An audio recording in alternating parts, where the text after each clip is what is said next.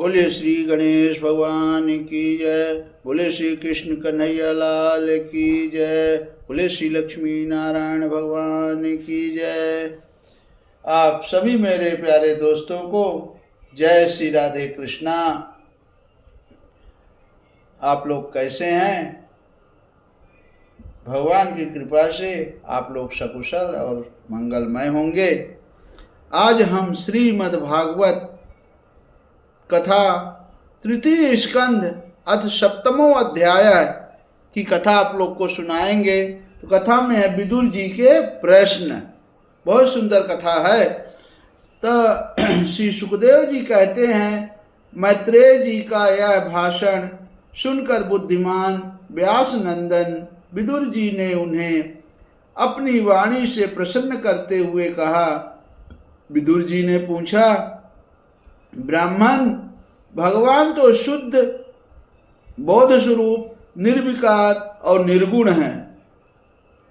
उनके साथ लीला से भी गुण और क्रिया का संबंध कैसे हो सकता है?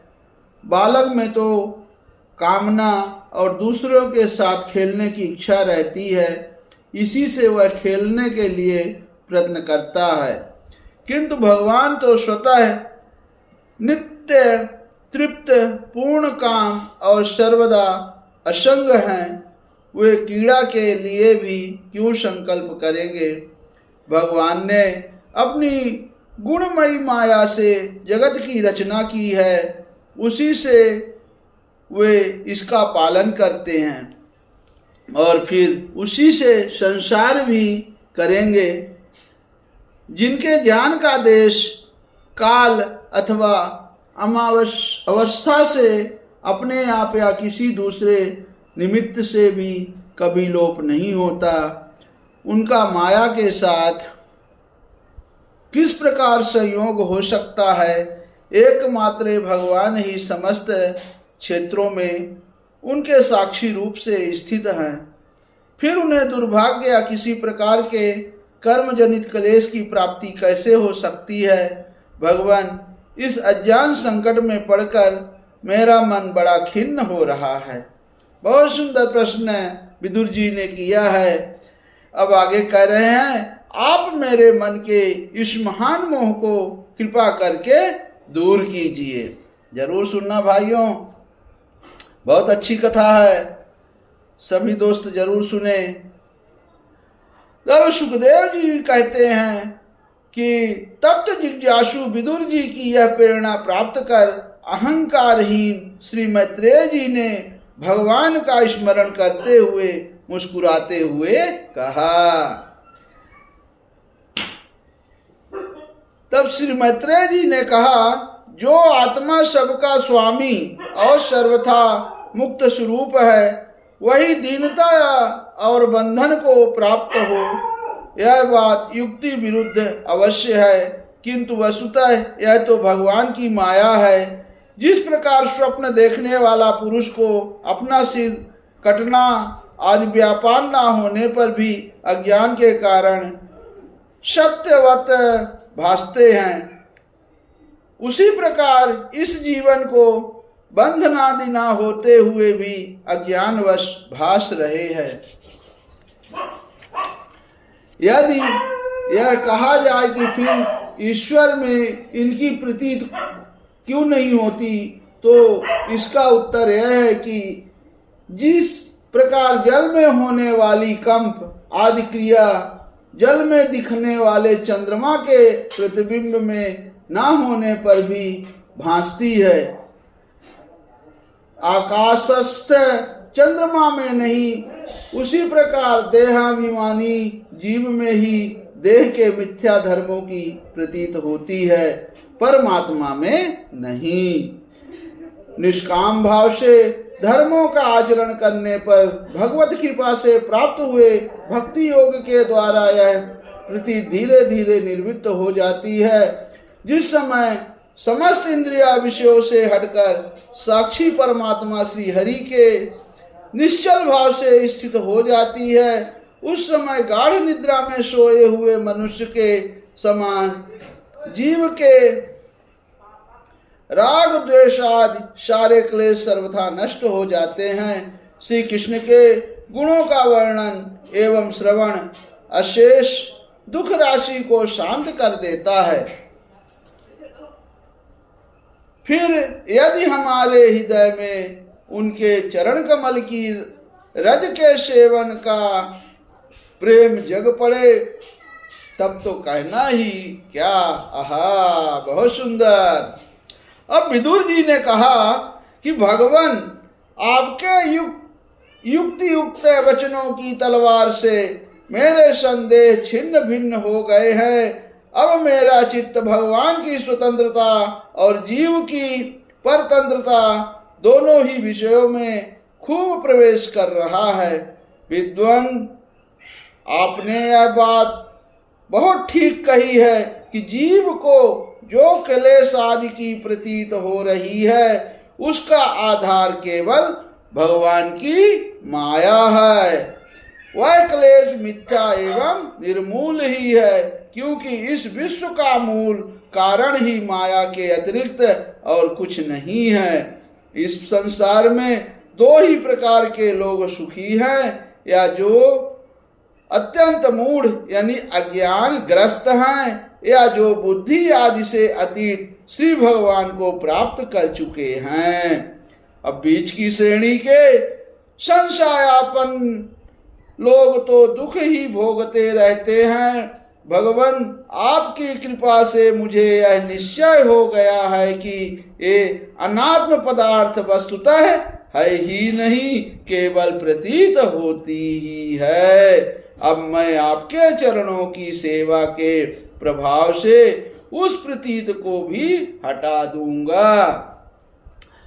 अब इन चरणों की सेवा से नित्य सिद्धि भगवान श्री मधुसूदन के चरण कमलों में उत्कट प्रेम और आनंद की वृद्धि होती है, जो आवागमन की यंत्रणा का नाश कर देती है। महात्मा लोग भगवत प्राप्ति के साक्षात मार्ग ही होते हैं।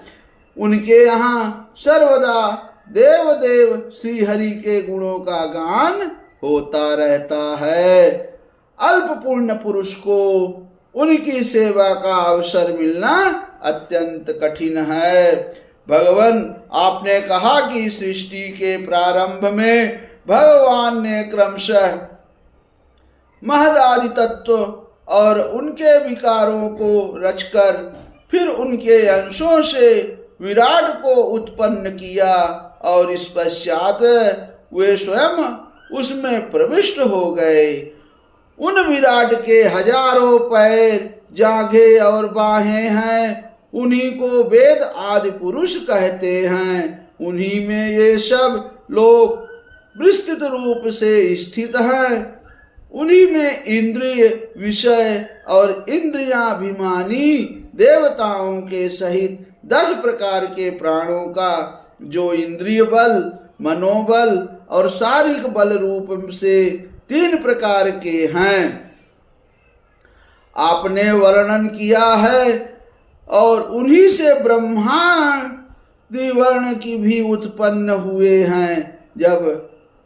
अब आप मुझे उन्हीं ब्रह्मादि विभूतियों का वर्णन सुनाइए, जिनसे पुत्र, पौत्र, नाती और कुटुंबियों के सहित तरह तरह की प्रजा उत्पन्न हुई है, और उससे यह सारा ब्रह्मांड भर गया। यह विराट ब्रह्मादि प्रजापतियों का भी प्रभु है। उसने किन किन प्रजापतियों को उत्पन्न किया तथा सर्ग, अनुसर्ग और मनवंतरों के अधिपत मनुओं को भी क्रम से रचना की।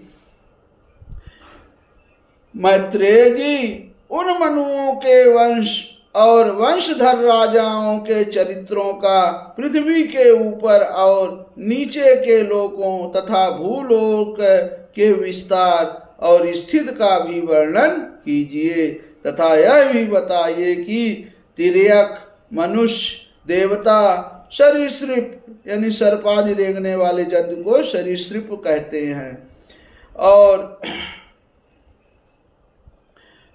पक्षी तथा जरायुज, स्वदेज, अंडज, और उद्भिज, ये 4 प्रकार के प्राणी किस प्रकार उत्पन्न हुए।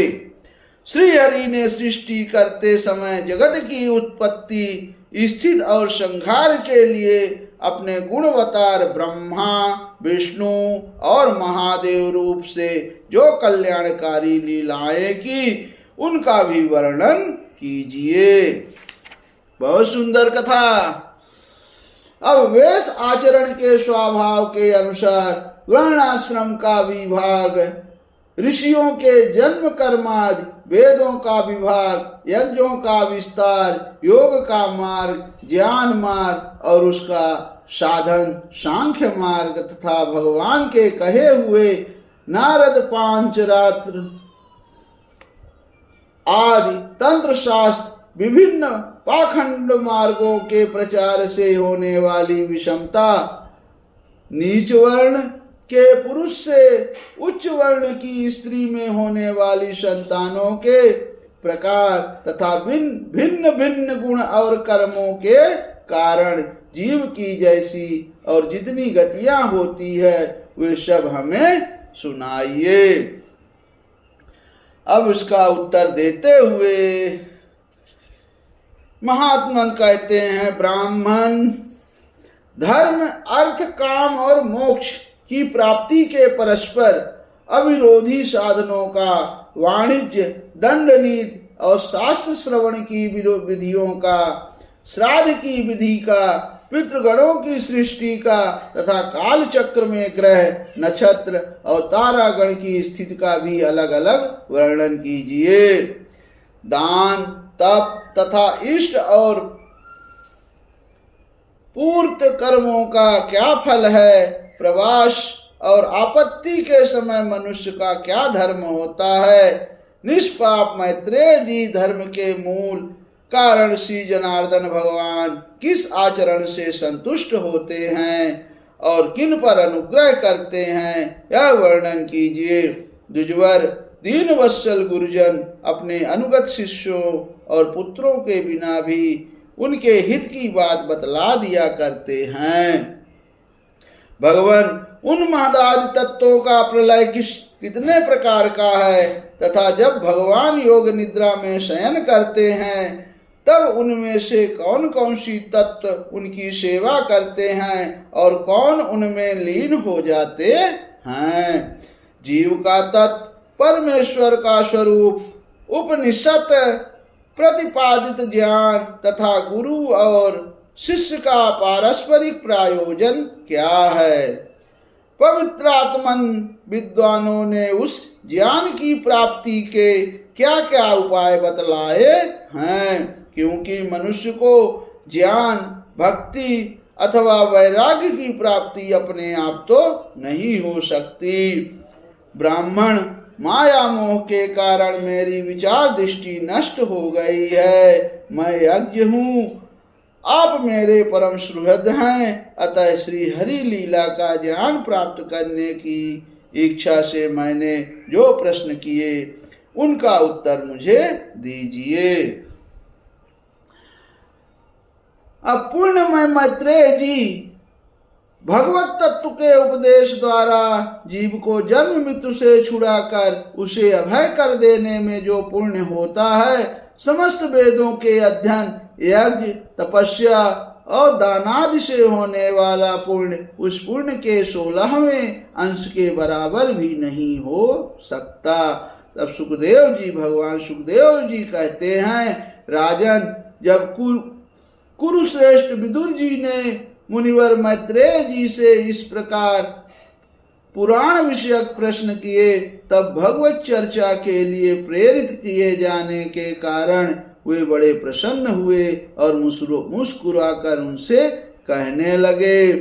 अब इसके आगे की कथा हम आपको अगले भाग में सुनाएंगे।